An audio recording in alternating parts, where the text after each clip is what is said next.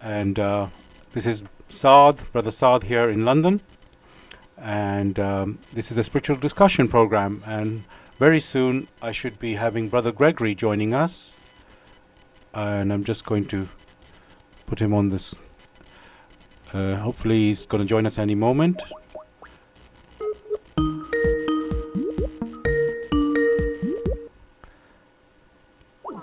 Oh, he's not there, but we hope to have him soon. Dear listeners, the aim of the show is to introduce you to the spiritual knowledge in the light of truth, the Grail message by Abdrushin. And we have a topic every week. The topic for tonight is Spiritualize the work of your hands. So you can join us with any question or comments. The number. Hello, Brother Gregory, are you there? Gregory, are you there? I can't hear you.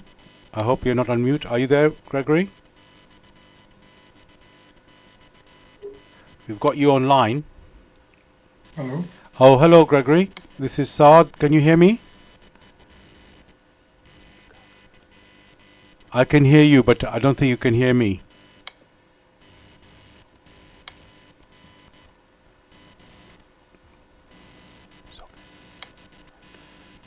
Gregory, can you hear me? Hello? Gregory, can you speak? Okay. Sorry about that, listeners. We're going to try and sort this out. Let me try again.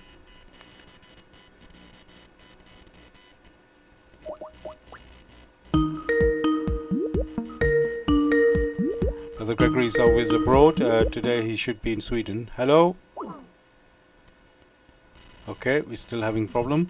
What I'm going to do is I'm going to read what is the grail. Okay, here we go. Let's try and get Brother Gregory online. Hello, Brother Gregory, are you there? Hello? Gregory? I know you're there, but we can't hear you.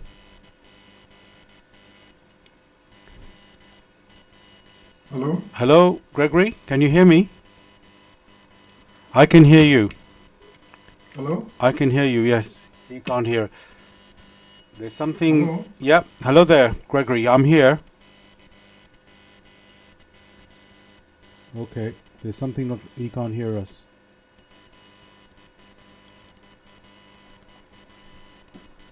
It's a shame.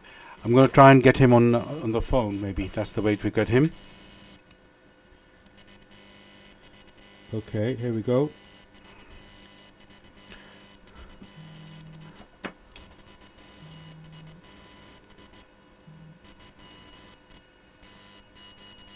Hello. Hello, Gregory. Yeah. You can hear me? I can hear you. I've been sitting on my computer here for a long time now. Yes. I will put you on via WhatsApp now. Why? So, because somehow I could hear on Skype, but somehow you couldn't hear me. Well, try it again. I can. If I call you, I think that may be okay because when you Okay. have to call. Okay. You can hear me fine now. Yes. Yeah, I can hear you fine. The thing is that when you have to call me, Yeah. I have WhatsApp on my phone and on my laptop. I see. Okay. So Okay. that's the problem. Okay. Now we can hear you loud and clear. You can hear me loud and clear as well. Yes. Hello, Gregory. Gregory, are you there?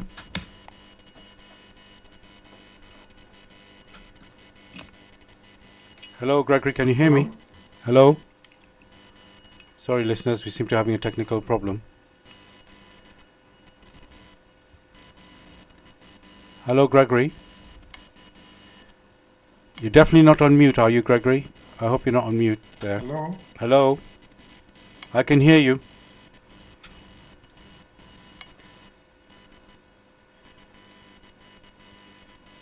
I can hear you. Yes, I can hear you, Gregory, but you can't hear me. I think that's the problem here. Let's not use Skype if it's not going to work. Let's use WhatsApp. Apologies again, listeners, for this.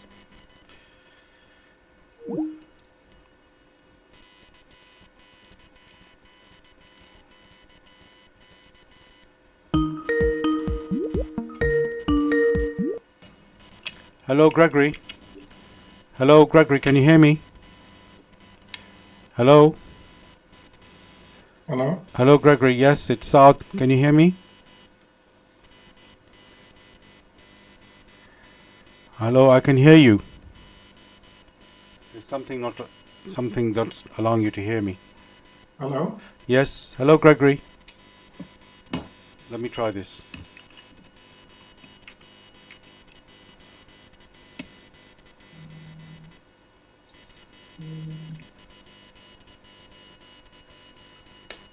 Hello? Hello, Gregory. Yeah? Yes, I can hear you, but it looks like on Skype you can't hear me. Well, that seems to be a problem now. Yeah. I can't. Yeah. Let's continue on WhatsApp and just close the Skype. Okay, Is that okay? I can put you on. that's all right. Yeah. Can you hear me? Yes, I can hear you. Okay. Right. Let's put you on to make sure the people can hear you as well. Okay. Can you hear me all right? Of course I can. Yes, brilliant. Okay. So we should be able to. Apologies, listeners, for the technical issues. Technology doesn't always work, as we know. So, dear listeners, just to remind you, the aim of the show is to introduce you to the spiritual knowledge in the light of truth, the Grail message by Abdushin. And the topic for tonight is Spiritualize the work of your hands. I'm Saad. I'm in London in the studio, and the weather here has been really heavy rain, a storm basically going on here in London. It's not calmed down now. It's almost clear sky actually, but I believe the storm is returning later on this evening. Gregory, please tell us where you are and how's the weather where you are.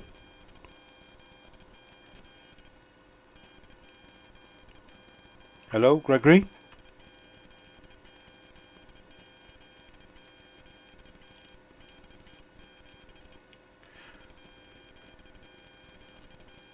Hello, Gregory.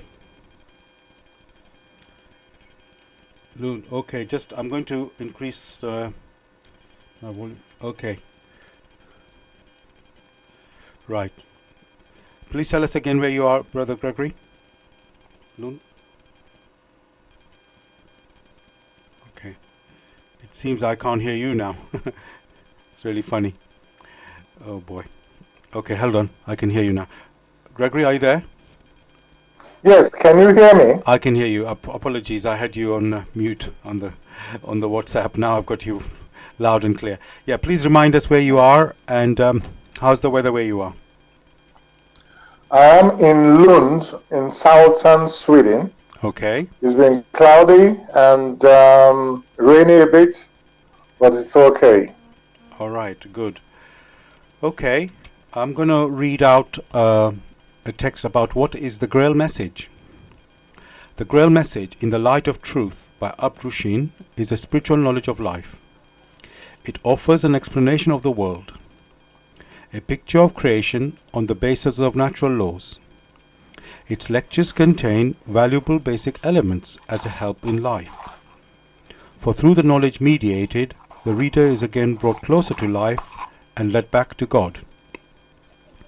The Grail message deals with important fundamental questions of life by explaining in a clear and logical way the automatic working of the laws of nature, the whole weaving of creation, allowing every process to be recognized, and thereby the purpose of our whole life.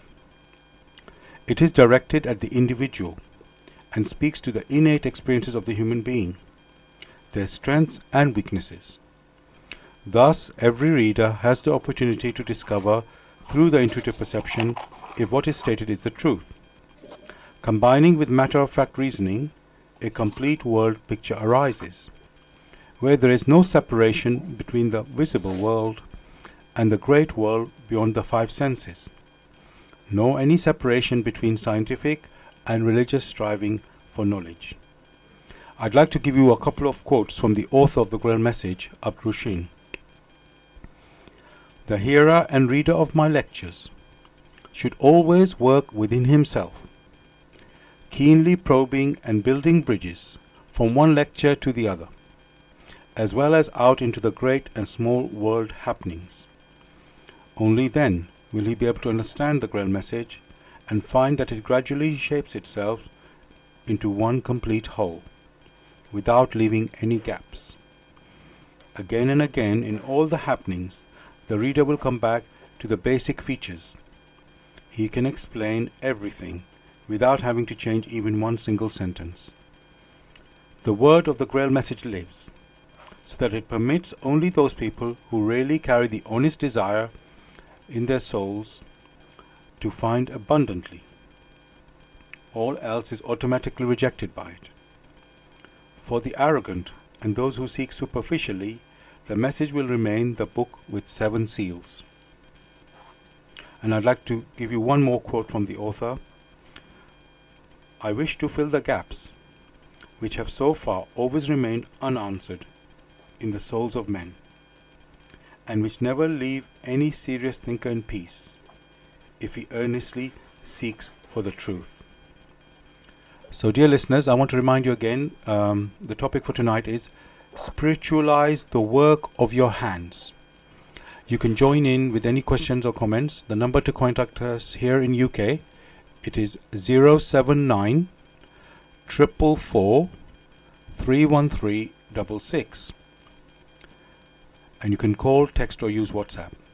If you're outside of the UK, it is 0044 79 444 31366.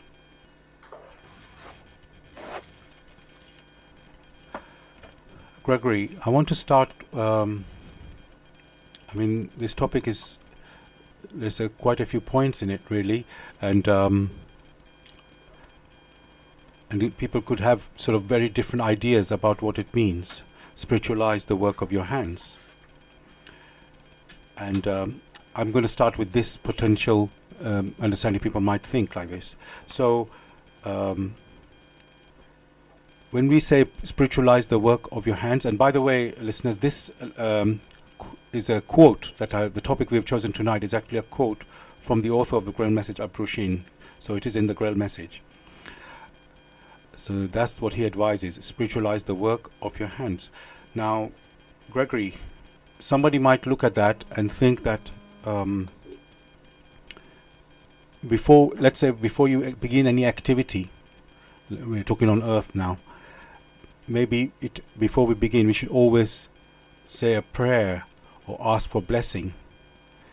Would you say, if that, when somebody does that, they say a prayer, or if they ask for blessing from the Almighty God, is that a way to spiritualize the work of our hands? Absolutely not. And why is that?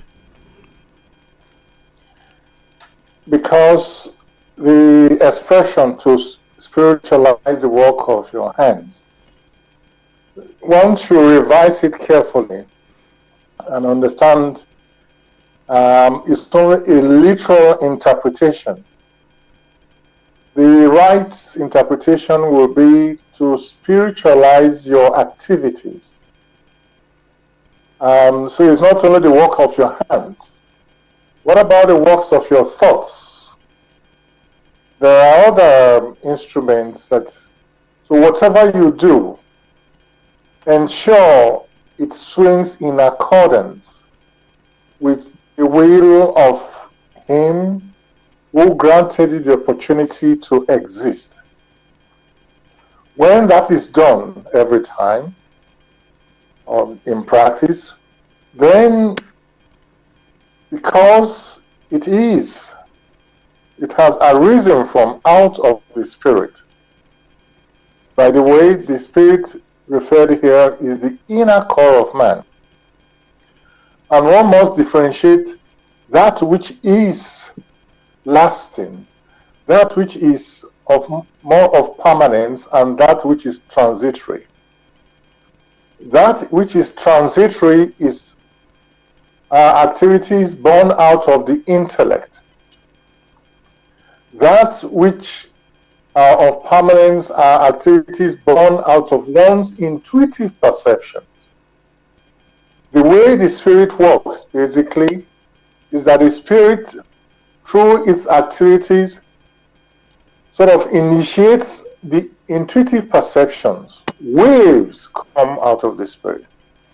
And these waves are passed on to the back brain. The back brain then transmits them to the front brain or the frontal brain. The frontal brain is what makes it available here on earth, such that we have some works. As long as it comes from out of the Spirit, then we have things which are of permanence, whereas works out of the intellect are very transitory. Therefore, when it is said to spiritualize your activities, means to ensure that many of these things or these activities, let them spring from deep within the Spirit. For it is the Spirit that really lives. All else are only a means to an end. So when you spiritualize these activities, by their very nature, one is intrinsically drawn to one's origin, which origin is the paradise of man in the spiritual realm. Because one is drawn towards that which is permanent, which exists forever, one feels sort of noble deep within, because that is what is intended to ensure that the Spirit is alive. When the Spirit is not alive, that means it is lukewarm or is doing nothing. Then the works that come out from man are basically intellectual, and most of the time they are only transitory works, and they bring little or just mainly earthly benefit. So spiritualize the work of your hand means ensure the Spirit is awake, such that it becomes very active and acts in accordance with the will of nature or the will of the Creator. Thank you for that. I just want to continue looking at the earthly activities and just try to understand this. So on the earth, we need to eat, we need to have a home, and so much. So these are like earthly activities. Now, here we're talking about spiritualizing the work of our hands. But do we really need to do that? Because when you're, let's say, doing a job or earning money, your aim is to fulfill, to buy the food or to build your home. And that's all material. And, we've mentioned, the law of attraction of homogeneous species in our previous shows. And if we say material is one type of species and a spiritual is another type of species, so on the earth, let's say we need a home, which is a material thing, and we need to eat food, which is a material thing. So why would that need to be spiritualized if we're working to have, earning to serve our material needs?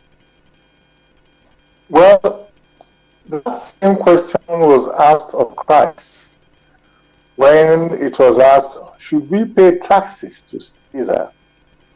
And very clearly, he took up a coin and says, whose head is on this coin? And said, Caesar.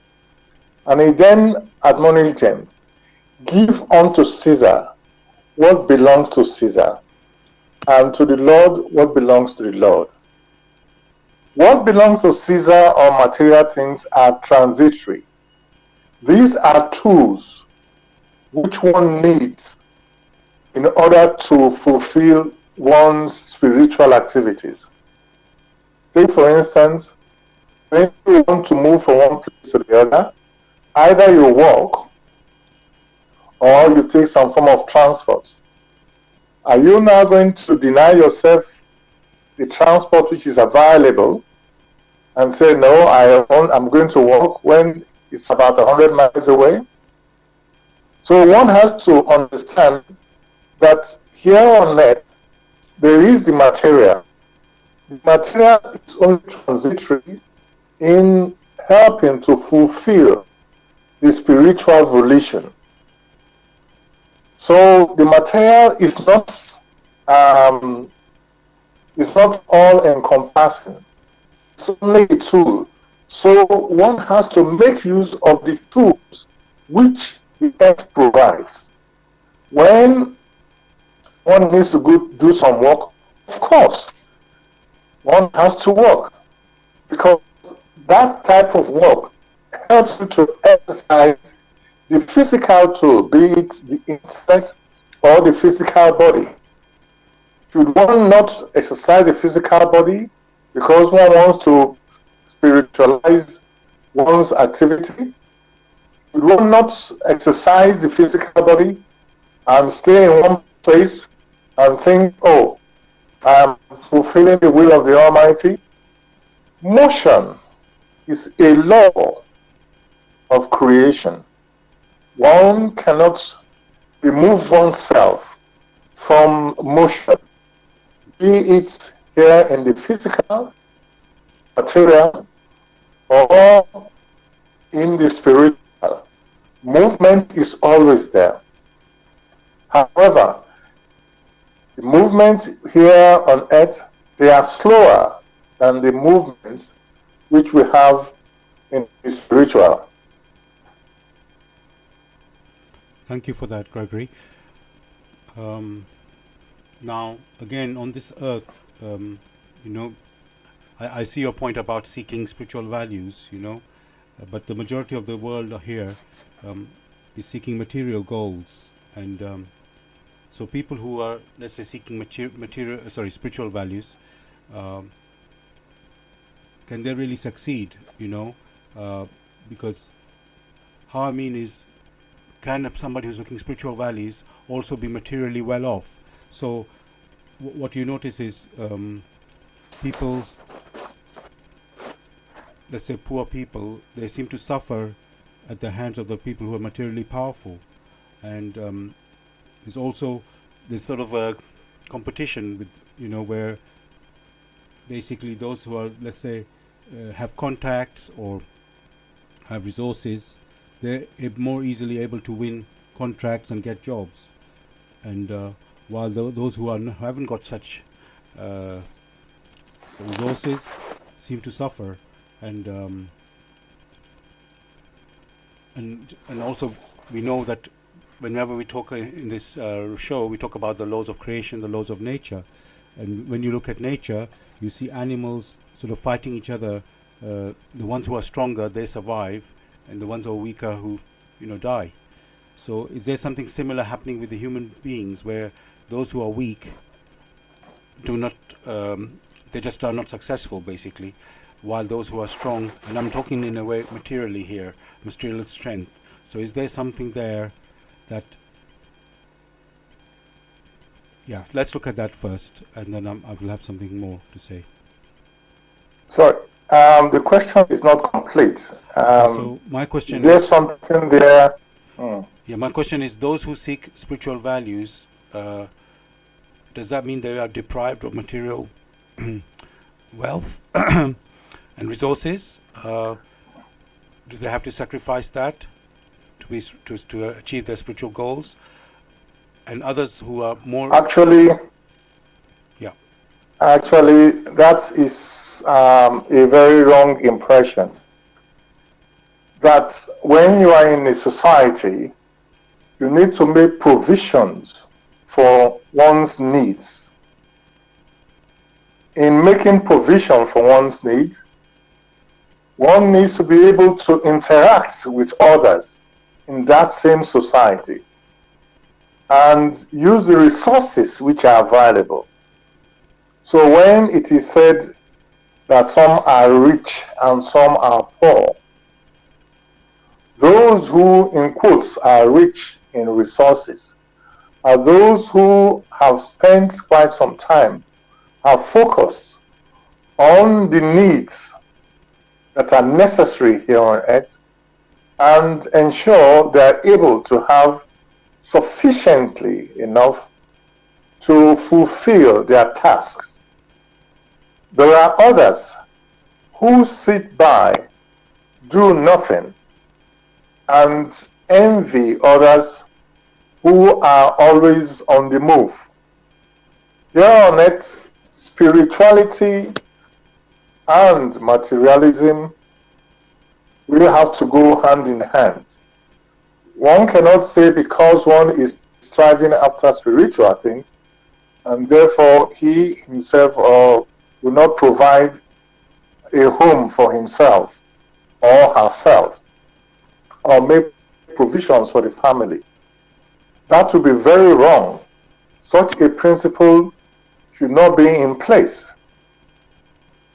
What is advised here is that that should not be one's primary aim. As long as one is striving after spiritual gain, then it is right and just that he or she strives to gather the resources such that they can live a life which is seamless, which does not make them go hungry because they are striving after spiritual gain. So it is said, for that which is necessary here on earth, in quotes, that which belongs to Caesar, fulfill that. For that which belongs to the spiritual, also fulfill that. Do not forget what one has stressed at the beginning, that the spirit initiates activities, which activities send waves of power to the back brain. From the back brain is transmitted to the frontal brain before it is made manifest here on earth. Take, for instance, the case of a musician who spiritually or non-earthly has been able to perceive some fine tunes and transmit it. First, before doing that, ensure that the earthly tools are sharpened. That means he has practiced and practiced, just like an artist. And now he has brought the music into realization in the material world. That music becomes very popular, and that is able to bring in so much resources so that he or she can now focus on more, producing more records. Will you find such a person, or will you define such a person as bad or as a materialist? Such a person has brought something into being, what many initially did not perceive. Such a person has brought joy, be it in music or in works of art or in novels. The same thing one may refer to as, maybe in the case of a doctor who makes visits in order to ensure that the patients are doing very well, or who fulfill their tasks to ensure that everything is going on well and people are healthy. And in doing that, he's being paid in one way or the other. Of course, spiritually, he must have drawn the guidance from guides around and is able to fulfill. Should he not get any resources from where he has fulfilled his task? Should he go hungry? Should that happen, how then can he move forward? So one has to look at these things in the right manner. That here on earth, there is the need to fulfill that which is spiritual, at the same time, that which is material. So, following on from what you've said there, does that mean every human being, who is here on the earth, has an equal ability to achieve his, fulfill his, I was going to say interest, but fulfill his ability, potential. And it's not like there's a competition. So whoever gets the resources first now is able to control and get everything, and the one who didn't get there in the if I use it like a race, who was third or fourth, they do not get the resources, as much resources, so they can't fulfill their potential fully.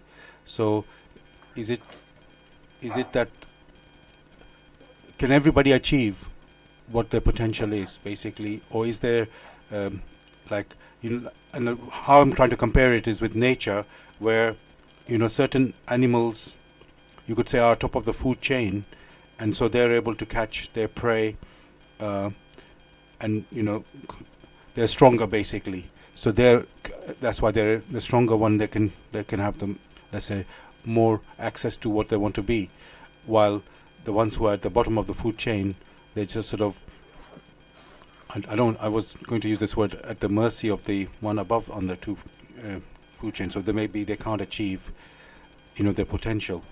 So is there something like inequality where some human beings can achieve their capabilities and others can't because of the lack such as you have described is completely out of the question.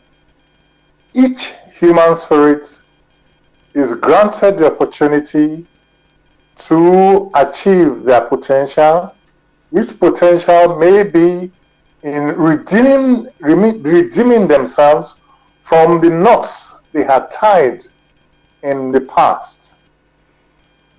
It is not to be compared with that of animals, for the laws of the spirit are different from the laws that also guide that of the animistic. So one can really, in fact, cannot compare. Like we said, each human spirit is granted an opportunity as long as they have incarnated or wherever they are. It is how they make use of this opportunity that places them where they need to be in the future. There are some who take the little opportunities which come their way very seriously and perform to the best of their abilities. There are some who do not do so. The returns, however, are such that it depends on how much you have been able to achieve. There are some who are doctors who, in order to redeem or to do so many other things, need to work very hard to be able to attend to very many. There are others who, as painters, we just sit in one place and paint. There are others who, as musicians, are able to produce music. There is no restriction. It depends on how, first, one goes about in fulfilling that which has sprung from deep within. Here on earth, you find many people don't even think about the spiritual, don't even bother about that. All they want is just to tag along. Therein lies the problem, that each personality must observe very carefully the laws of nature. There are some who are able to do this seamlessly, maybe because of their past earth lives, whereas there are others who are so entrenched in the material that they have very little time for something else. So the human spirit always have the free will to determine how he or she needs to go. And this free will is of the spirit, not of the animistic. Therefore, the capabilities of the spirit are different from those capabilities of the animistic, from where the animals have originated.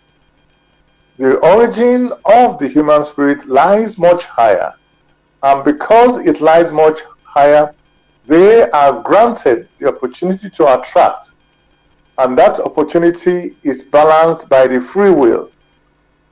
For only that which they themselves have willed will come to them. And in order to be able to differentiate that free will to determine becomes like a determinant. So that is the order which is placed. And one cannot say, oh, one is at the bottom of the food chain.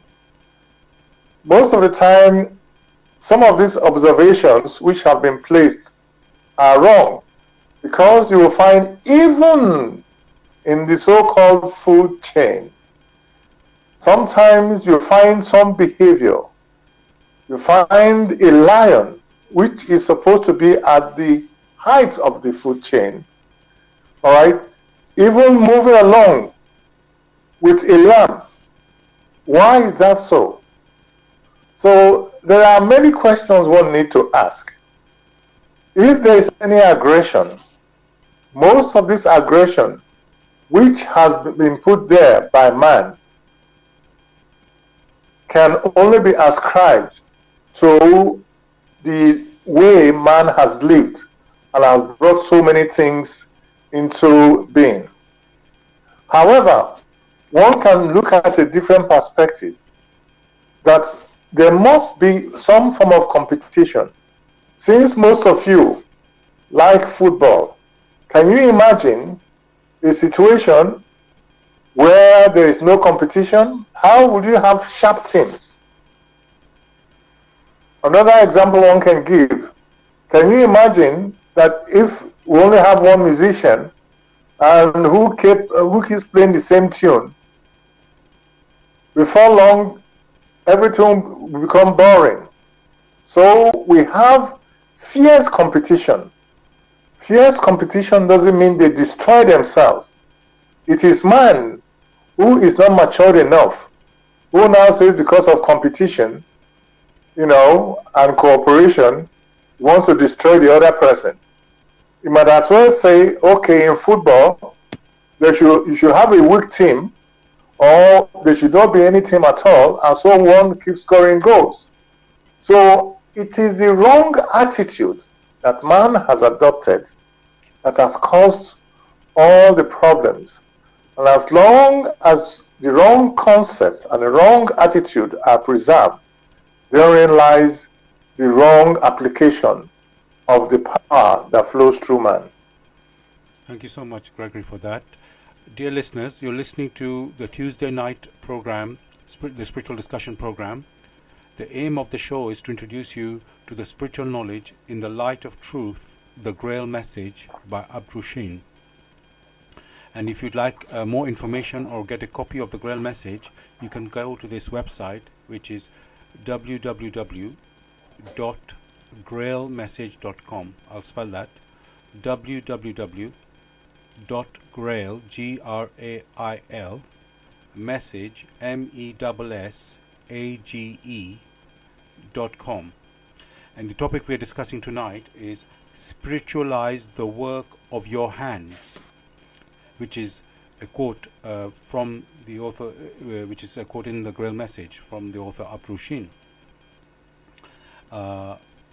You can join us with any questions or comments. The number to contact us here in UK, it is 079 444 313 66. You can call, text or use WhatsApp.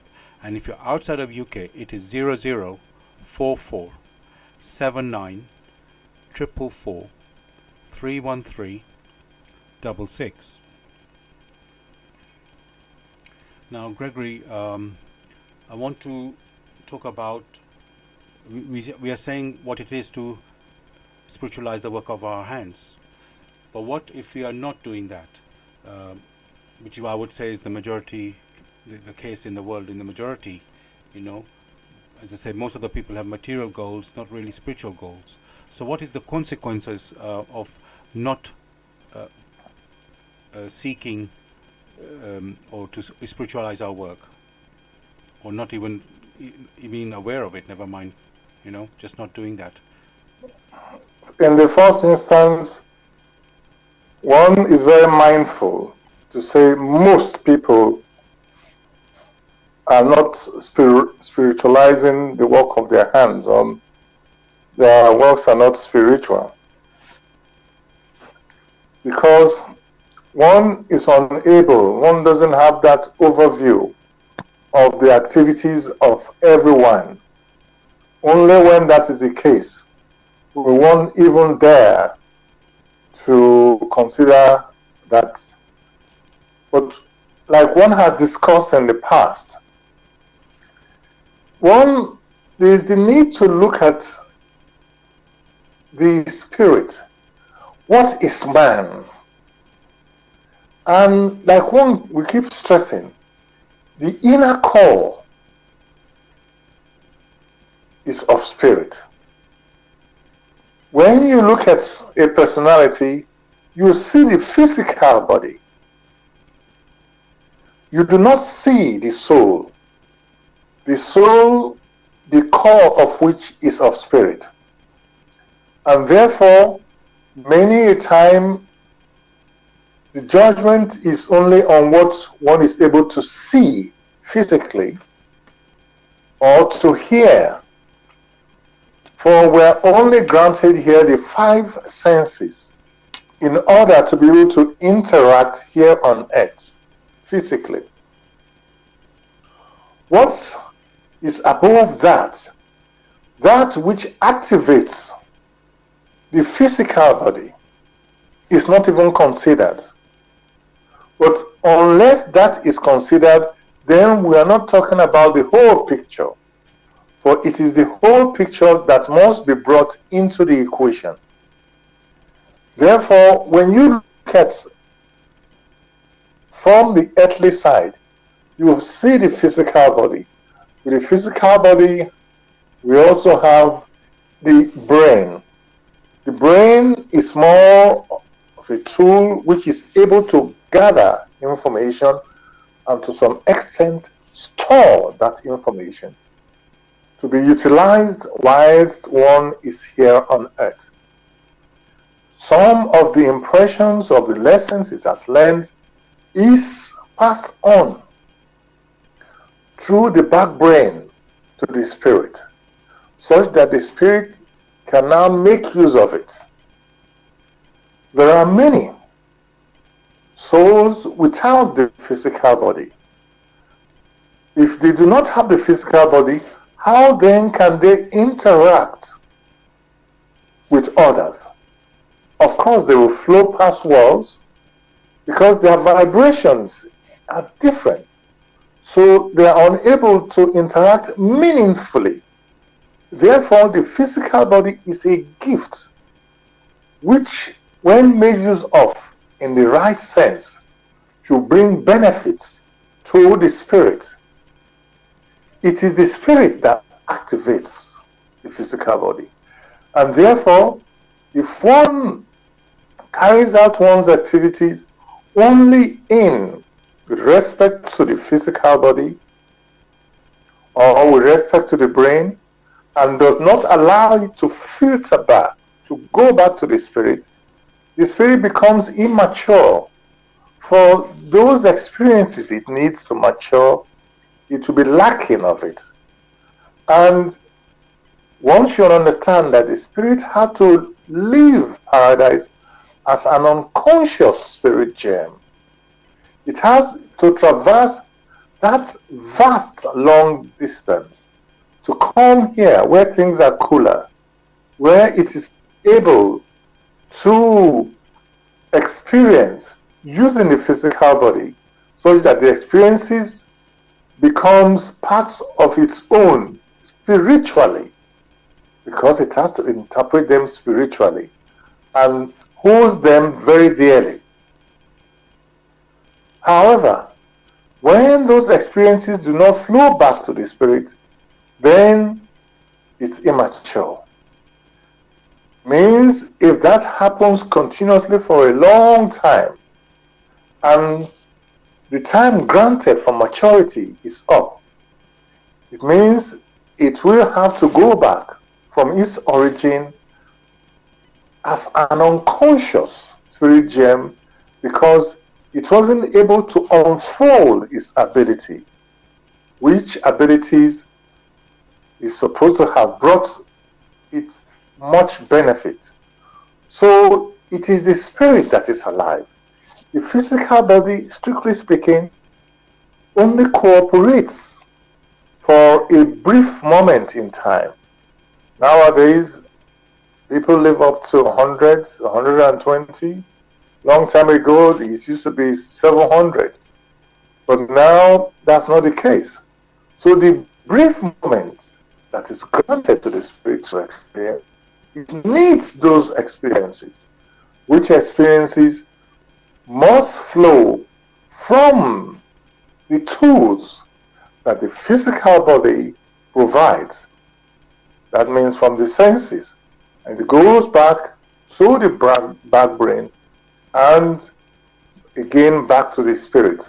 So that the more mature, the more experiences it has, it's able to mature. It is that maturity that it uses to move on closer home, such that it can return home as a self-conscious human spirit. Self-conscious because the self, which is the spirit, has matured enough and is able to enjoy of the happiness and the consciousness and of all the joys in its origin, which is the paradise of man. So it is vitally important that man should open up to vibrations of the spirit. Thank you for that, Gregory. Now, the other thing we've mentioned also before is you've said that we are a spirit, or we started our journey as an unconscious spirit, or your spirit germ, and you've traveled vast distances to come to this earth, and obviously taken up the physical body to function on this earth, and the aim is to become conscious. And also, we've mentioned in the past is we have a job to do on the earth, not just just experiencing life and whatever. We are meant to build like a paradise or heaven, you could say, on the earth, to ennoble it, to uplift it. So, and we're talking about spiritualizing the work of our hands. That's what we have said the topic for is tonight. So, and of course we have this, we use science, in a very big way nowadays, with lots of technological inventions, mobiles, computers, you name it. Everything's been sort of developed through science. Now, as I said, the aim should be to spiritualize the work of our hands. So, in other words, using science, science should be used to, ennoble things. Now, do you think that the technology that we have produced is really working in that direction? And yes, are we moving forward in that way, that we are applying science in a spiritual way, or is it just only for material gain, or let's say for material comfort, for making, because the technology does help, things. We can do things quicker. We can mass produce things with machines. It's really helpful what science does, but or provides. But is that really spiritualizing the work of our hands? Once we said to spiritualize one's activities, take for instance the so-called science. Here we are. I am in Lund, in Sweden.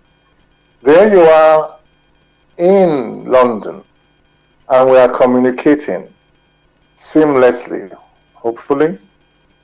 Is that not the work of science? Yes. And at the same time, are we not discussing that which is of spirit? Yes. Therefore, one would say, as long as the works which has been produced by science are used in accordance with the will of the Creator, then it is right. For what is science? Science takes that which already is there and rearranges a few things so as to make life a bit more seamless and easy. Science, if you look at transport, you live in one place, you want to go to another place, the need arises, you need some form of transport. Or is one going to reject the motor car or the airplane and say one will travel by camel instead or by horses? These are the questions one has to ask oneself. So the so-called science utilizes what already exists, not what does not exist. For science is a product which puts together that which it has realized and reevaluates it and make it available for the benefit of man. As long as it's used in accordance to help, it's like someone who wears shoes and is able to move along very well. Otherwise, it will be that, okay, you have no shoes to wear, therefore you move barefooted. There are many who will want to go barefooted. The same thing happens with the production of food. The same thing happens when one observes the weather. However, science is only limited to that which is physical, not that which is non-physical. For its origin is based on that which is physical and makes use of the processes and the material that are available. So the so-called science works hand in hand with that which is spiritual. Here in our discussions, we are discussing that which is spiritual. Yet we are using the works of science to carry out this. So whoever is listening should draw a conclusion that science is not anathema to spiritual activities. In fact, it's supposed to assist and enhance to make sure it is much easier. Else, it would have been that I would have had to come to London and look for town criers to shout all over London before one can do anything. So that is not the case. Thank you for that, Gregory. I can see that basically we are talking here technology. These are tools that human beings can use, and it's just the way we use them that's the issue. So if if we do overproduce, because there's so many millions and billions of us here, and we need a certain amount of food to exist. It's not the science that is to blame for the whatever needs that we have. It's just a way to facilitate what we need, and it's us who make the decisions what we which way we apply that science or the technology. So thank you for that. Well, if I may add that since you mentioned food, there is so much food wasted. Go to the supermarket and speak to them and see how much food is wasted, thrown away, when there are people going hungry. So, but in the long run, many turn back and say it is science that is causing it. That is always the case. The wrong attitude. Thank you for that. Now I want to give you a story of, or maybe not quite a story, but somebody I know, and this is his, you could say, his dream. So this is somebody that I know who works in a low-paid job, but he wishes to dedicate his life to serving others, and he has a dream that he would like to be rich, not so that he can have lots of wealth and material goods for himself, but actually that he doesn't need to work, so that he can help others. Let's say some people who can't do gardening, he would do the gardening for them, and he wouldn't charge. He would just, because he would be well off. So, do you think that's a worthy goal, a spiritual goal, that where that's what's in his heart? He wants to support other people. I have to say, he's not in a position to, he's just not rich to do that. What he's dreaming to do. So, let's say he found a potential way to invest money and somehow, multiply his capital that he has, and then he decides, okay, I'm going to retire now. He achieves all his money from that, and then he's able to do his dream, which is, to help other people. Would you say that's a worthy spiritual goal, like that, to do that? It is not within one's judgment to know that which is a worthy spiritual goal or not worthy spiritual goal.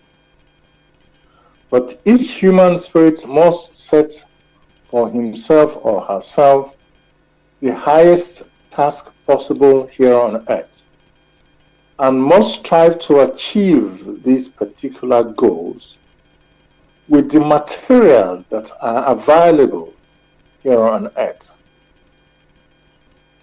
What you mentioned is a personality who wishes to achieve that which is high, however, is trying to use methods which are not in consonance with the times in which we live. Therefore, to achieve such goals becomes difficult, if not impossible. But as soon as he or she is able to evaluate that which is available, he or she will not expect from the times much or more than the time is able to grant it. In the past, say some hundreds or maybe thousands of years ago, to move from one place to the other required horses or required camels. In the present, to move from one place to the other, depending on the distance, you require planes. These planes, these aircraft need maintenance. So some people have to study hard to know how to provide services to the aircraft to do maintenance. In the past, it was horses and camels. And at that time, many had to train themselves to understand the animals, to provide the services necessary so that there will be many camels can move seamlessly. And in return, the owners of these camels paid them for their services. So what one is stressing here is that there are services here and there. One has to strive to ensure one is able to engage in these services effectively, not to have some form of idea and say, this is how I will go about it. All right, I want to be kind to people. I'm going to have money. I'm going to invest it, and the money is going to bring me a lot of profit. Such a person might invest money and the investment comes to null. What then happens? He becomes annoyed and he changes his volition. So it is good to set high goals. At the same time, it is good to be realistic to be realistic in terms of what is on offer at any particular time here on earth. As long as one deals within the limits of the possibilities at a particular time, one remains happy because there is no exaggerated activity or activities we tend to look over the shoulders of others, envying what they have without striving to sharpen one's own capabilities. It is a matter of trying to understand indeed what one can do and not what one just wishes to do in a lazy fashion. That question to some extent points to some form of indolence. That means it's unable to adjust itself to the forces which are swinging at a particular time. One must live in the present. Thank you for that. And I have a follow-on question from that. So that was like an example of somebody's heart's desire. That's what they would like to do. So let's say, and this is just continuing from that. So let's say somebody has this desire, heart's desire to do something. Should they just act with their, have the courage just to go and act? Well, there's two ways. You can go and sort of work it out like a plan, how you're going to go about to fulfill your heart's desire. That's one way you could approach it. Or another one could be that this is what I want to do. I don't know yet how to do it. I'm just going to go forward and work it out as I go. So would you say from these two approaches, is there one approach better than the other? Because remember the spirit, we always talk about the spirit here. The spirit carries his volition, sends out his volition, and then, we see the laws of, it interacts with the laws of nature, and then the results are we receive the results from that volition being sent out.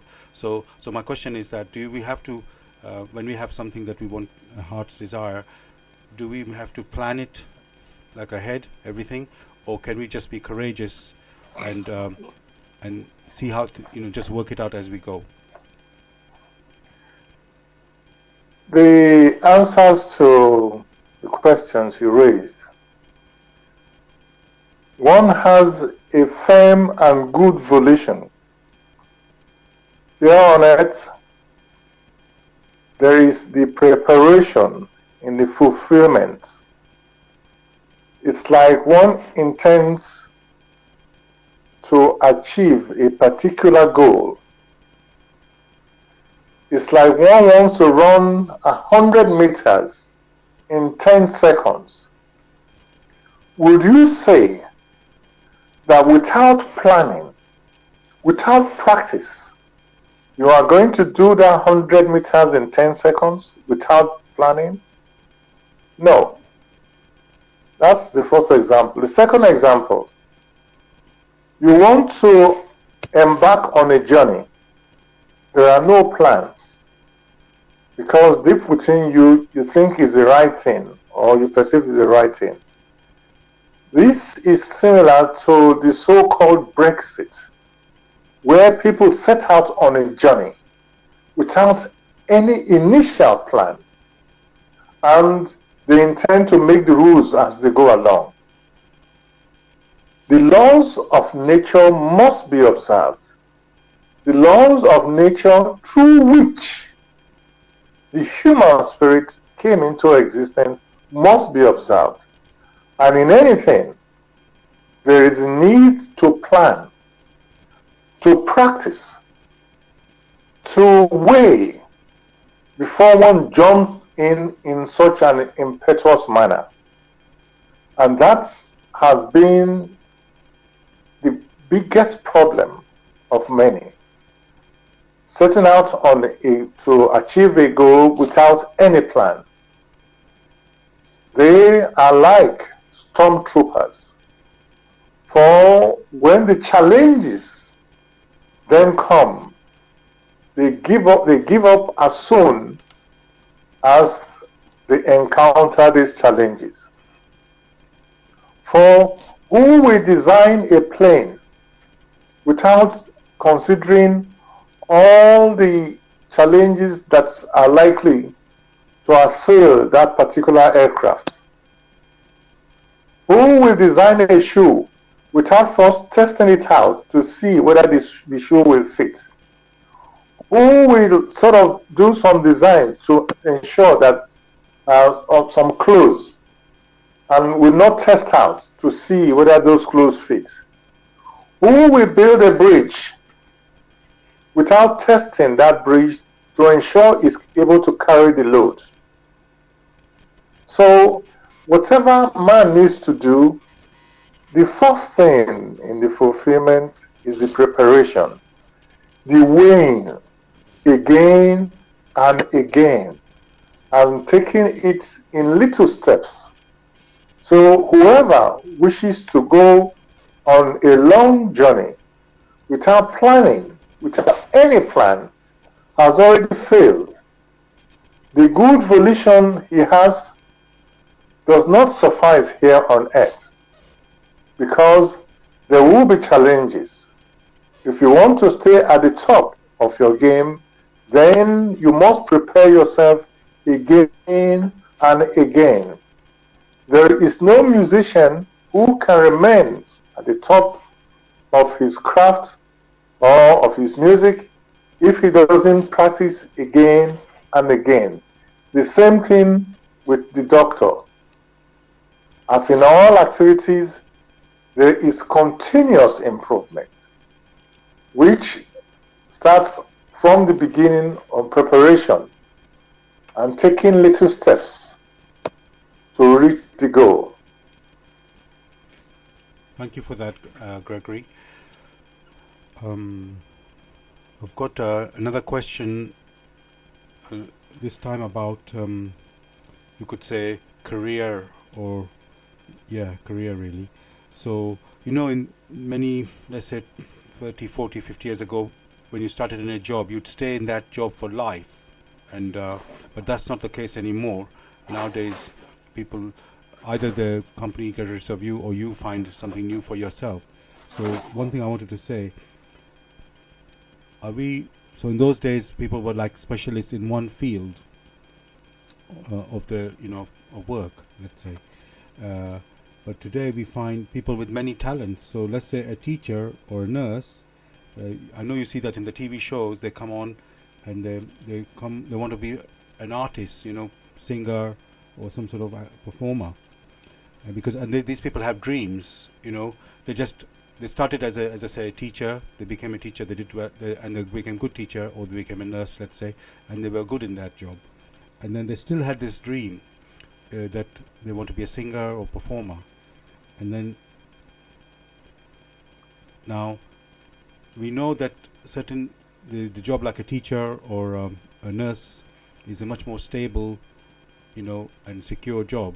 While if you go for artistic type work as a performer or singer, let's say the success rate is not so good, and plus it doesn't pay, like it's not like a permanent job that you're a nurse or like a performer.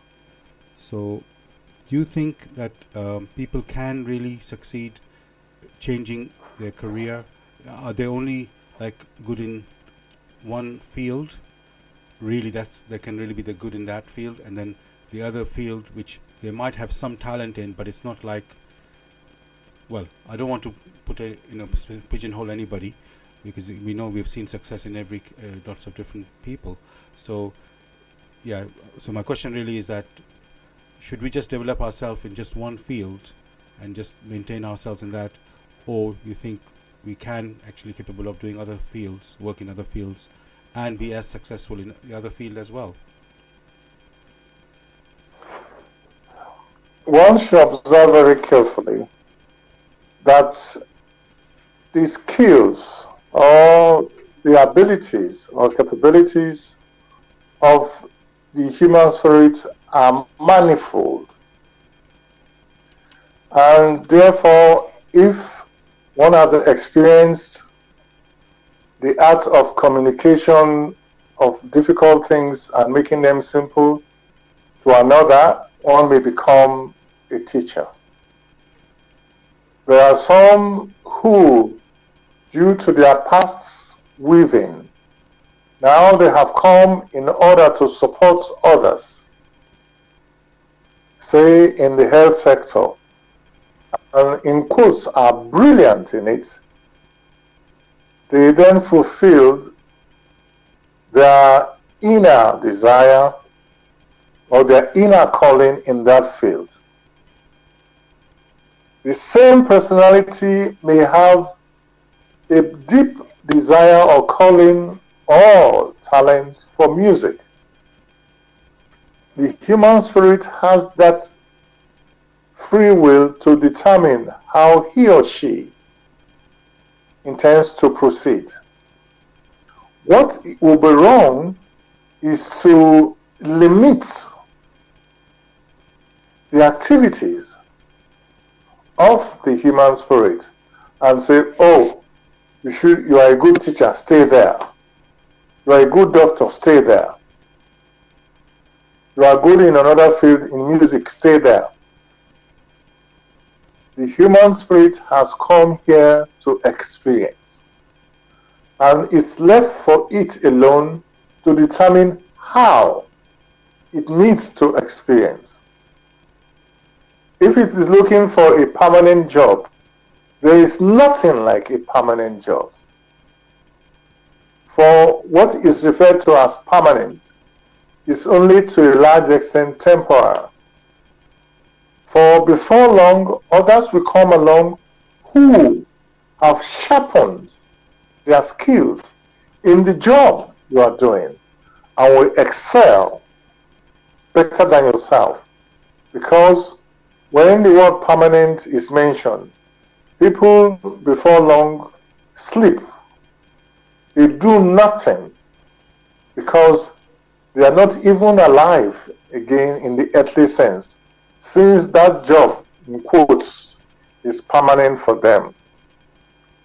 Therefore, it is said the human spirit must be awake not only in the spiritual, but also in the earthly.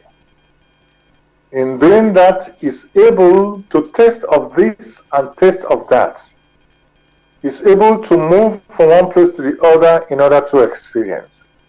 And on the long run, is able to untie the knots which it must have tied in the past.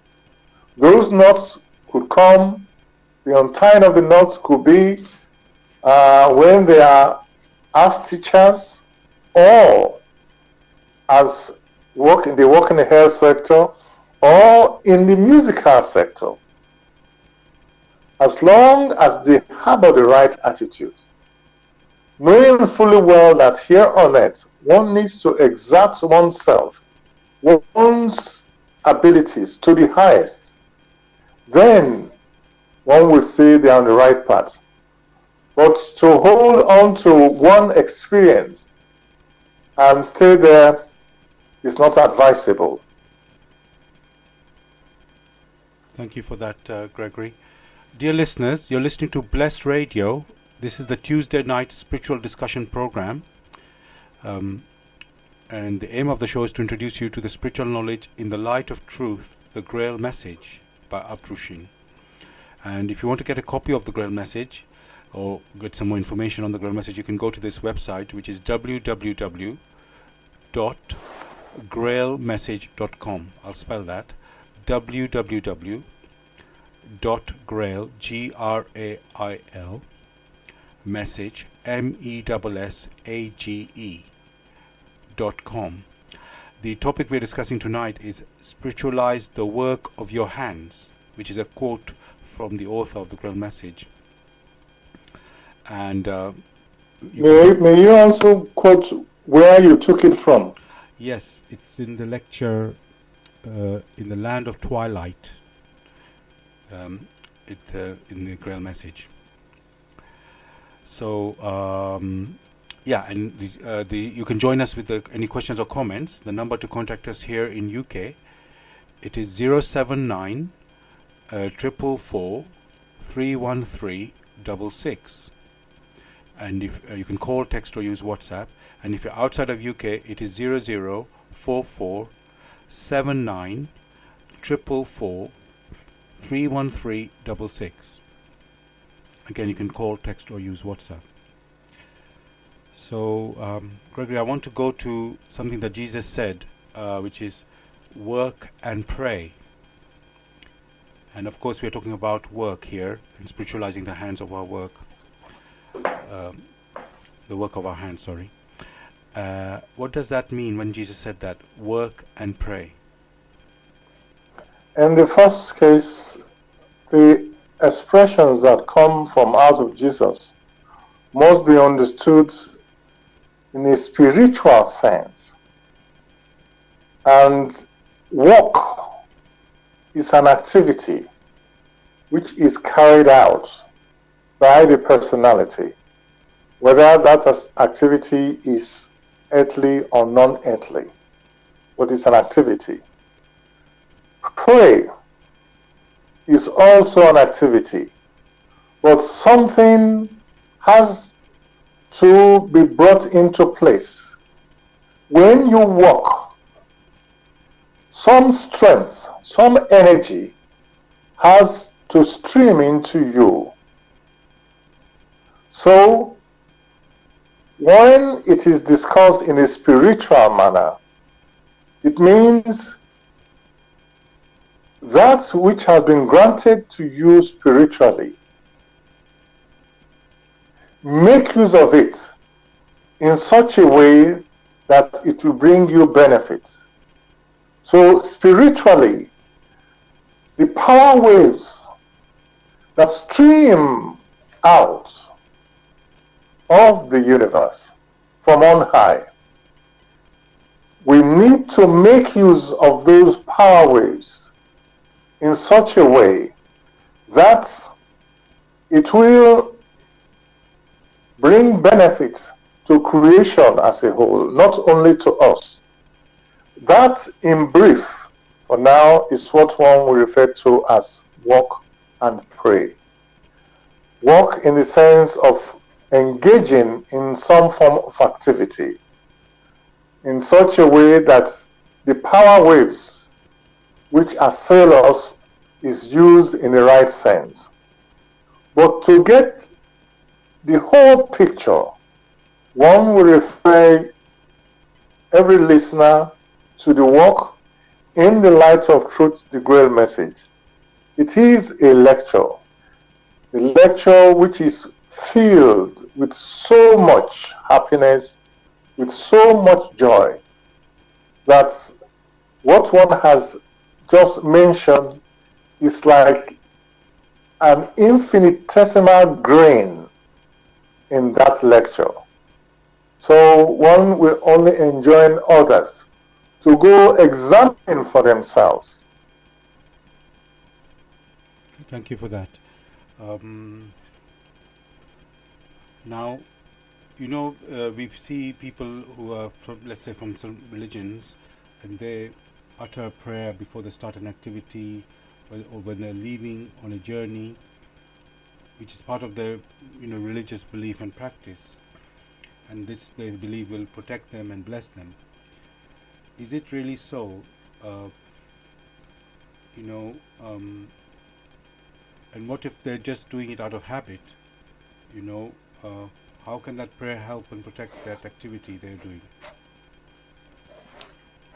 Whatever is done out of habit, which doesn't come from deep within, say on a spiritual level, only is tied only to physical things.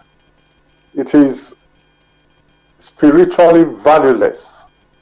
So what is referred to praying, or to put it most appropriately, begging, is not helpful. For the materials and everything man needs has already been provided. One only needs to make use of it in the right manner. So when you have, in many cases, many say spiritually or according to their religion, it means they haven't examined enough to understand this religion. If whatever religion is mentioned does not swing in accordance with the laws through which everything came into existence, then it is completely useless, for it brings no benefit. It becomes a habit which does not sink or does not touch the spirit. Such will not go further. Such will not rise, because only that which is of spirit, born out of spiritual movement, can rise to the spiritual level. That which is a habit, which is not spiritual, remains behind as an empty husk, because it didn't touch the spirit. Thank you for that. Now I want to look at another, I'm going to call it a spiritual practice, which is people do that sort of together, you could say, mind, body, spirit working together, and that is like meditation, yoga, or some people, they go into retreats for solitude, and just to, you could say, relax their mind, and just to put them in a state where, when they start an activity, let's say when they come back from that state, they are fresh in their mind to do that activity, earthly activity, let's say. So would you say that is a good thing to do this meditation, yoga, and such, going to retreats, something like this? Is that helpful for does that help to spiritualize our activities, on the earthly activities? Most of the time, diversions or moving away from everyday practices seem refreshing. And therefore, you can imagine someone who works from Mondays to Fridays. When Saturday comes, takes a break, so-called unwind. So it's refreshing. It's refreshing, that doesn't mean it's of benefit spiritually. So you have the case of many who say it is yoga. Some, they go for retreat. That means they have to set time aside. It depends on the inner attitude of the personality. For you might set time aside to indulge in some ignoble activities.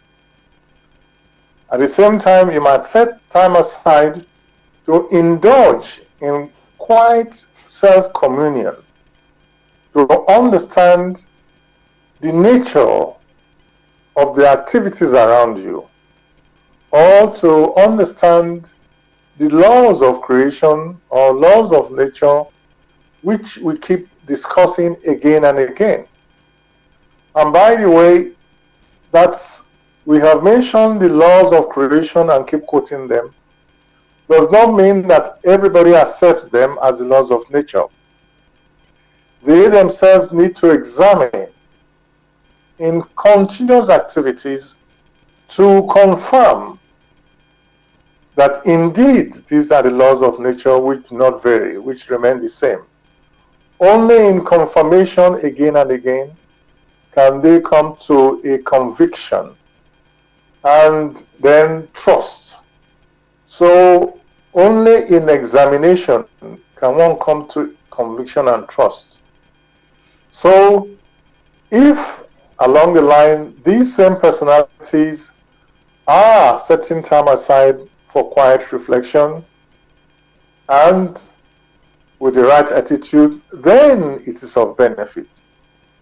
If on the other hand that is not the case, then it's only a habit, which habits, may or may not be helpful at all. Some do it out of religious fervor. If any practice in religion is not in accordance with the laws of nature, then it is of no benefit. It may be of benefit to the physical body because they have to fast instead of eating so much continuously, but the physical body is only made use of by the spirit. What then happens to the spirit? So everything has to be looked at from different angles. There are some who intend to go to church, and in church they are able to pick up one or two things, and they then listen because they listen to the sermon. The same thing with others who go to the mosque. But a service must be performed by the individual, not that one has to tag along with others because it seems convenient. One must ask why and how, and in due course come to an understanding of the how and the why. It is not as difficult and treacherous as many think. Thank you for that. And I want to explore, because as you say, you've mentioned the laws of nature or the laws of creation many times. When you are talking about them here, whether these activities are in alignment, let's say, with the laws of nature, what do we mean by that? And maybe, I don't know if we need to mention the laws of nature here to try and to help to clarify that.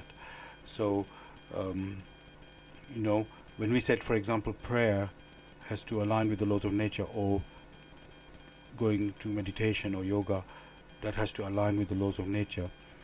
What do we mean? What are we referring to that in regards to the laws of nature there? As you very well know, that whatever one does with respect to the spirit, for it to bring benefits, there must be some connections. The connection between that which is of spirit and that which is of the earthly. If there is no connection, then we say there is disconnection. If there is a disconnect, then the returns cannot flow back from one point to the other. When one is referring to connection, one is basically talking about resonance. Something has to resonate. When one is referring to resonance, basically it's like an attraction of that which is homogeneous. Here we are discussing, even at distances, discussing that which is of spirit. And there are many who might be listening. One might then refer to those of a feather, those who have similar tendencies. They come together. That is the connection. They come together. They resonate because they find that which is of benefit. Therefore, when it is mentioned in the Walk in the Light of Truth, the laws of attraction, of homogeneity, of homogeneous species, is the need to check this out, not once, not take it superficially, but to go into deep reflection in all the activities that one is engaged in, within one or out of one. For only when one seeks diligently, to seek diligently is an activity, which activity could be of the thoughts or could be of spiritual power waves. If it's of the thoughts, then similar thoughts come together. Just as we have similarities, we are discussing these things. So that main law of the attraction of homogeneity holds. But it is not right to take our word for it. Each person, each personality must examine it, draw it apart, and see whether one can find connection. For if there must be connection between one thing and the other, then there must be some homogeneity. Else there's a disconnection. Secondly, one may mention reciprocal activity or response. The laws of response or reciprocal activity. When through one's activities, basically that is which is spiritual, once you have started something, you have initiated a course. Because there is motion in creation. In fact, creation itself is motion. And similar to breathing, one says there's a reciprocal activity. We breathe in and we breathe out. That is a reciprocal activity. The blood flowing from the heart to other parts and comes back, that is a reciprocal activity. One has just mentioned true reciprocal activity, which many are conscious of or are aware of. As you have it in the physical, in the spiritual, we have the equivalent. In fact, it started from the spiritual. Another simple example, when one goes to the farm and plants some coins or some trees, these go through the cycle of being planted, it germinates, it grows up, it comes to harvest, and it falls back. Again, this is a reciprocal activity. So, if one goes to science or the arts, all these reciprocal activities are there. But they have to be observed again and again in different formats, in manifold ways.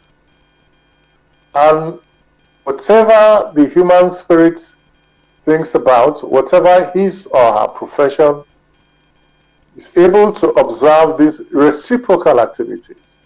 That is intrinsic. It has always been that way. Therefore, one talks about the laws of returns. And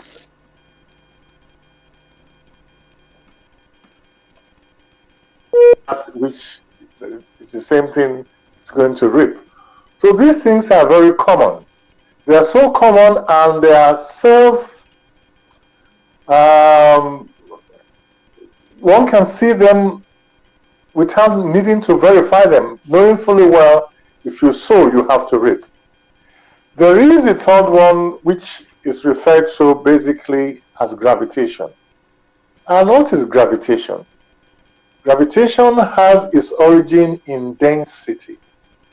That which is denser sinks, and that which is lighter rises.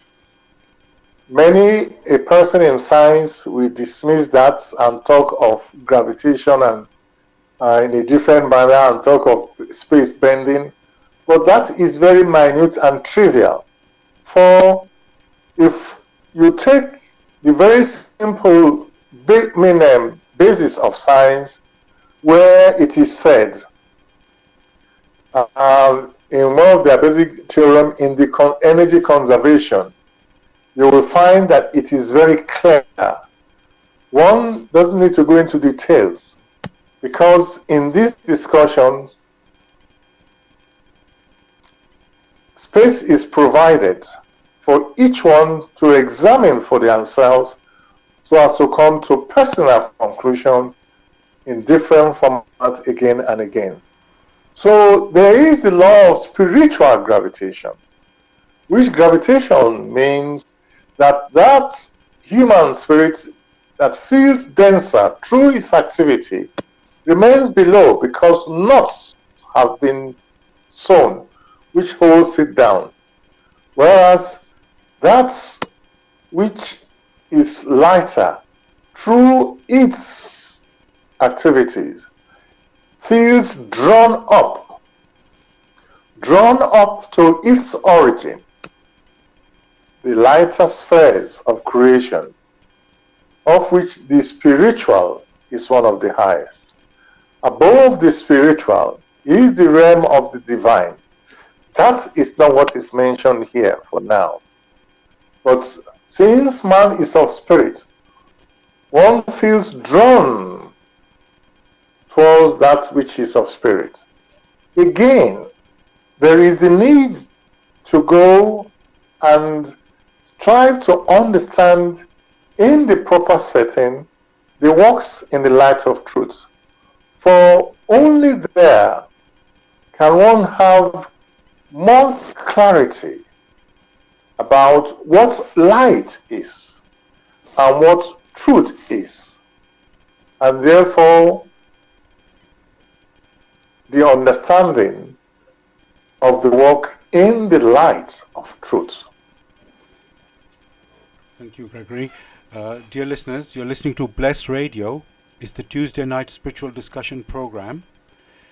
The aim of the show, as Gregory has been mentioning, is to introduce you to the spiritual knowledge in the light of truth, the grail message by Abrushin. And if you want to get a copy of the grail message, or if you're interested in having more information, you can go to this website, which is www.grailmessage.com. I'll spell that: www.grail, Grail, message, MESSAGE.com. And the topic for discussion tonight is Spiritualize the work of our hands. If you want to join us with any questions or comments, the number to contact us here in UK, it is 079 444 31366. You can call, text or use WhatsApp. And if you're outside of UK, it is 0044 79 444 31366. Again, you can call, text or use WhatsApp. Now, Gregory, you've told us about the laws of creation, and what I'm wondering is that knowledge of knowing the laws of creation or laws of nature, is that sufficient, for us to live aright and to be guided aright, or do we need to know more than that? Because are you there, Gregory? Yes, I'm listening. Okay, sorry, I thought it cut off. Okay, so yes, so the question I have for you is that, is the knowledge of the laws of nature or laws of creation, is that sufficient for us to live aright, or do we need to know more than just that? Because, as I say, we could be just guided by knowing the laws.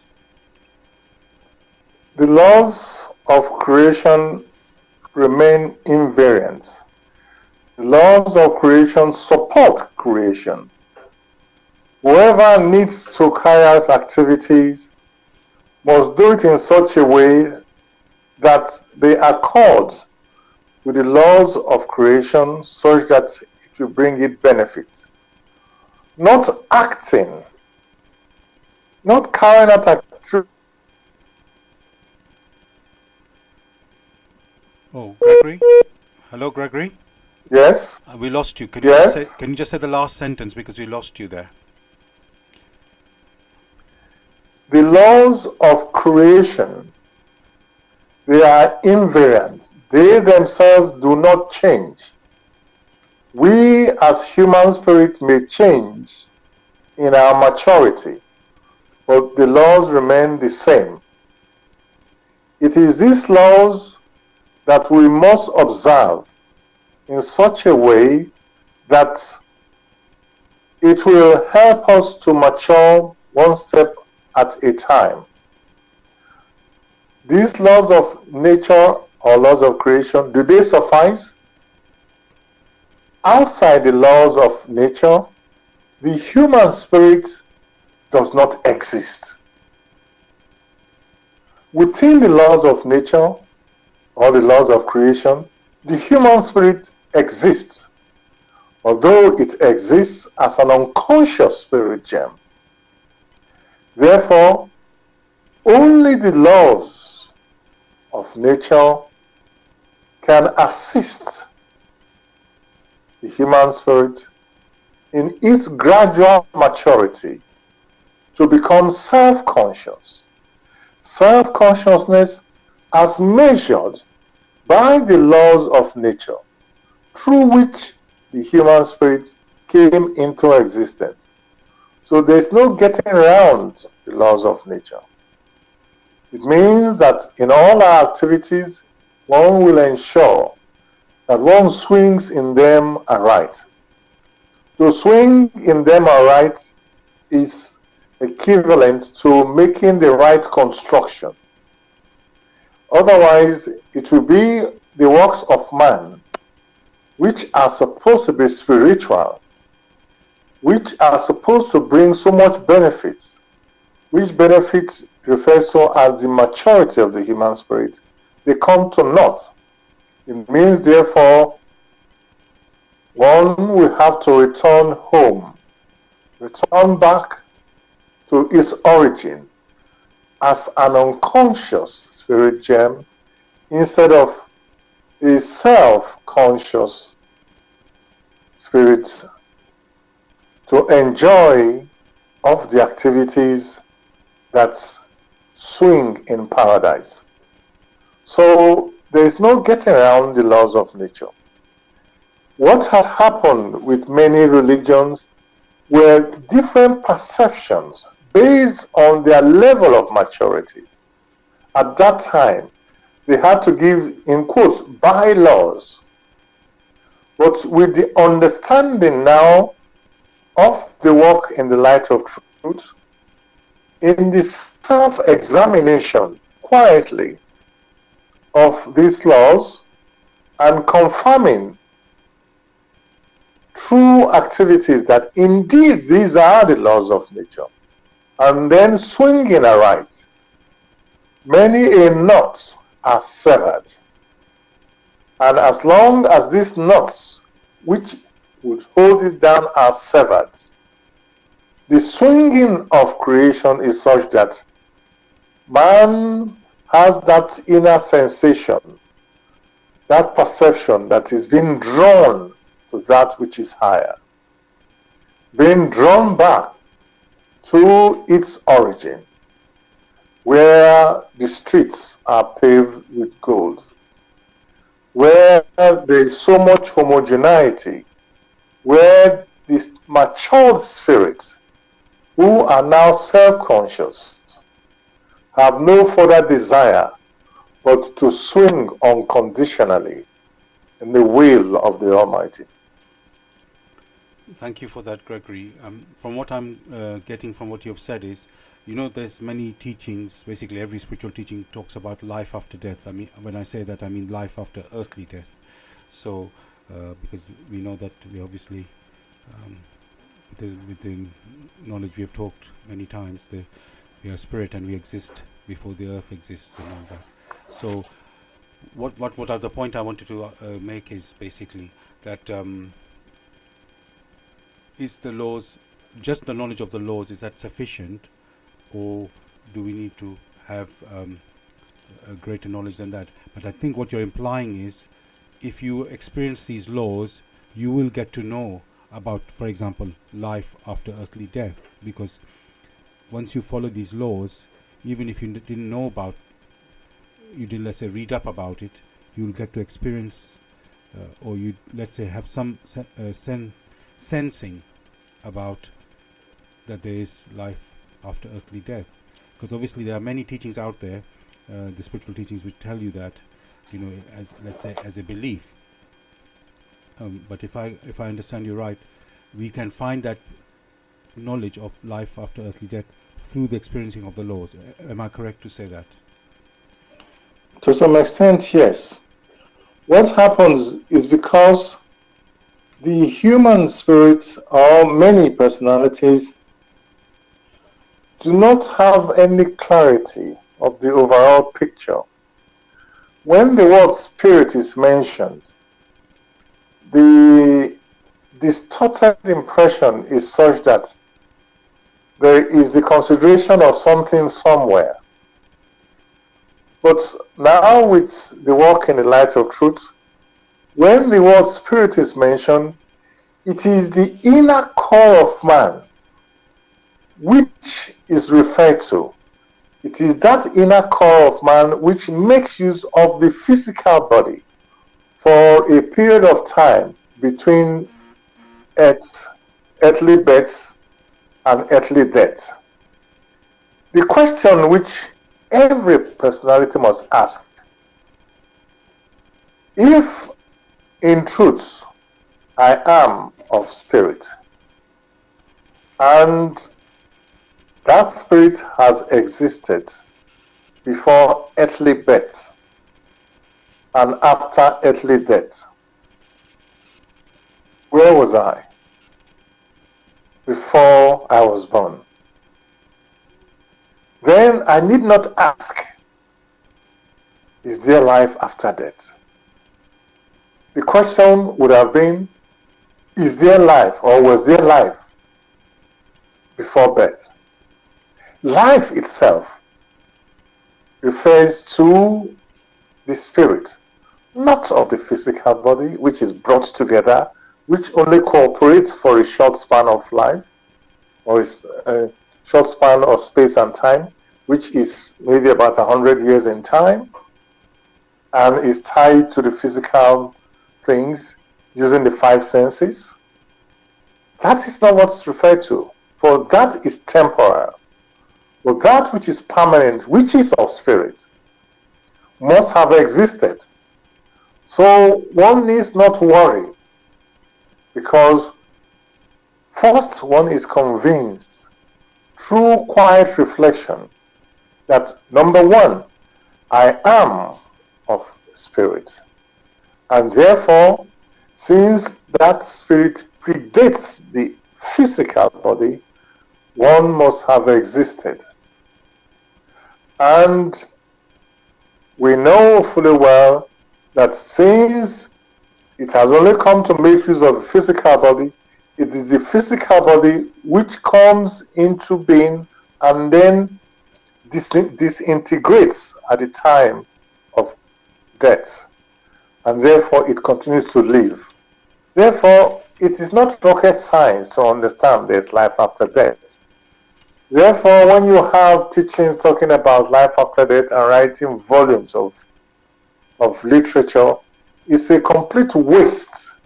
For any slight reflection, you will draw the conclusion that it cannot be otherwise, unless those who wish to make money out of writing books to stimulate the intellect of man.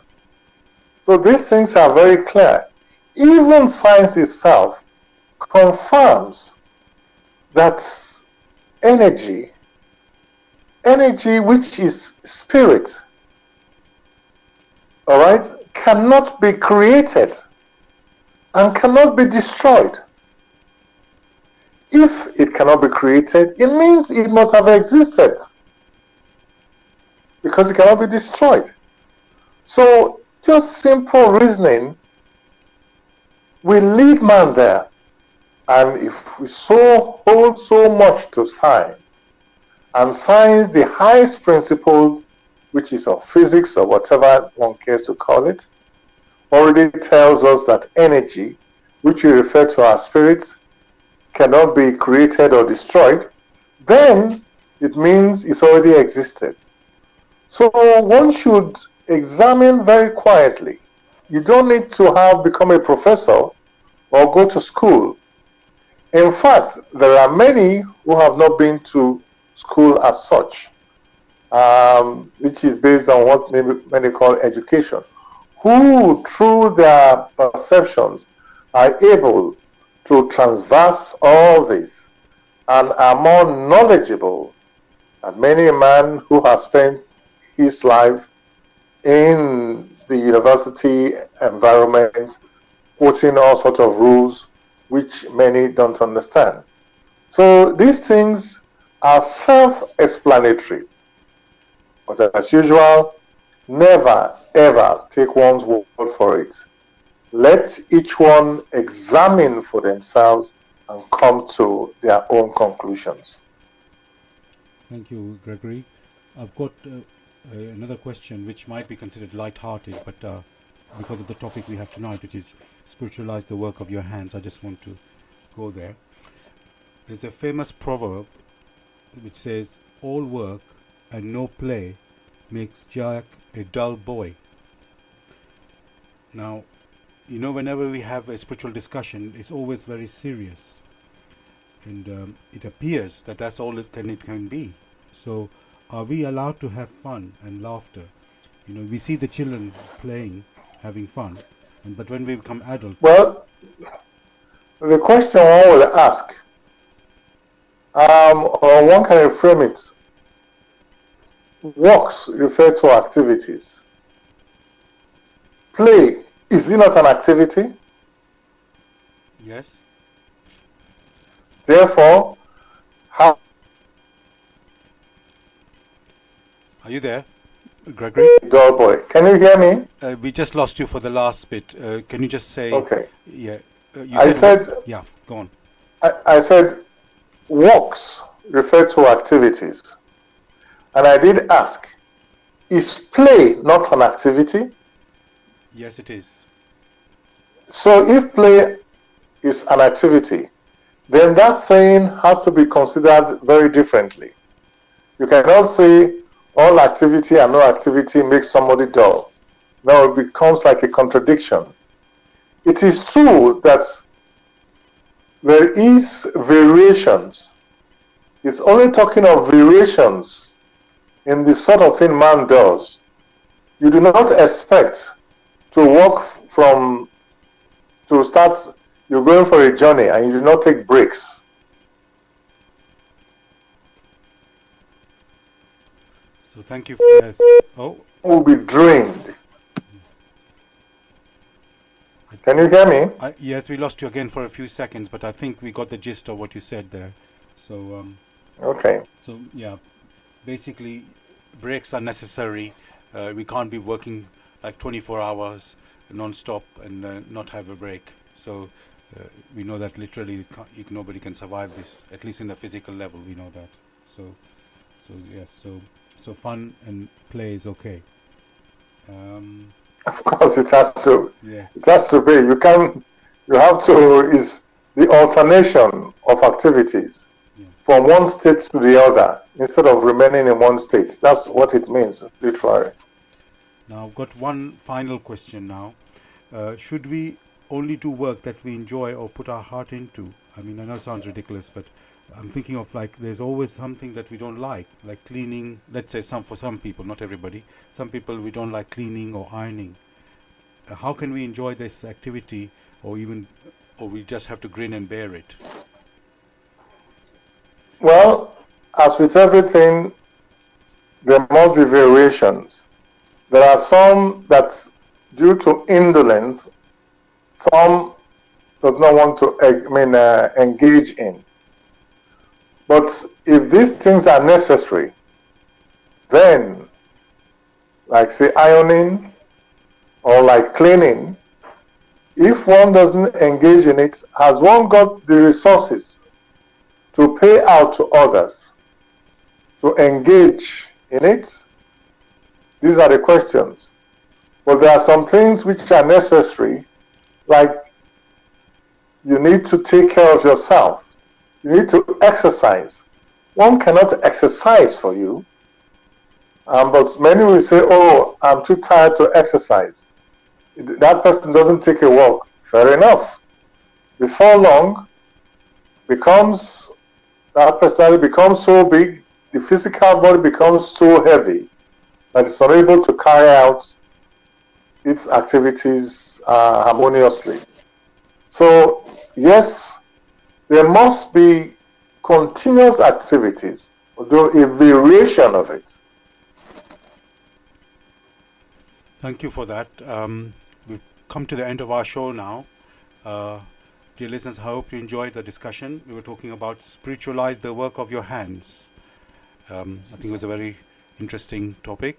Brother Gregory, would you like to say anything to the listeners to say goodbye? Well, we wish you a very beautiful week, and we'll come see you again next Tuesday.